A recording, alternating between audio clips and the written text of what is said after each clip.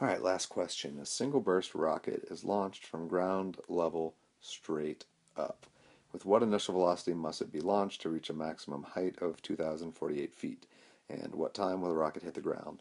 Well, think about the function we're going to use here.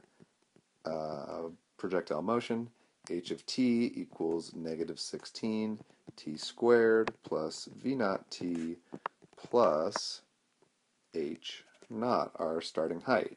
But notice our starting height is ground level, so this simplifies to just that.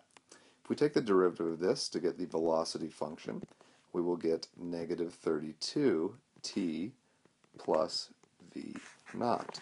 So what do we know? Well, we know that when the object is at its highest point, it will have a velocity of 0. So in the top equation, when it's at its highest point, what do we say? 2048. So we know that 2048 is going to equal negative 16 t squared plus v naught t. We have two unknowns there. But we also know that our velocity function at that same t value will be 0, because when it's at its maximum height, the velocity is 0. 0 equals negative 32.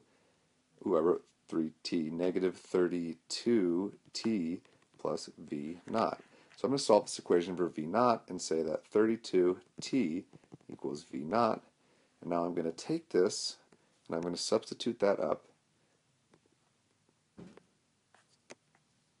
into my first equation for v naught right there.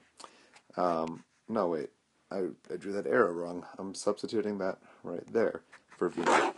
So I get 2048 equals negative 16 t squared plus, instead of v naught, I'm writing 32t, and I wrote 22, but I'm writing 32t. And that's times t, because this entire expression right there, that is simply v naught times t will make that t squared. So I get 2048 equals 16 t squared. So I can take the square root of 2048 over 16 to find t, the time that the object is at its maximum height. And so that becomes the square root of 128, which is approximately, let's see, approximately 11.313. And what is that? That is a time value. That is when the object is at its maximum height. So if that's when it's at its maximum height, the rocket is going to hit the ground at twice that time. So the answer to B is going to have to be 22.626. And so let's think about what we need to do for A with what initial velocity. Well, we found the time t, so plug back into our 32 times t equals v naught. So we're going to get 32 times that 11.313 equals v naught. So we get v naught should be about 362.039, and those units are feet per second.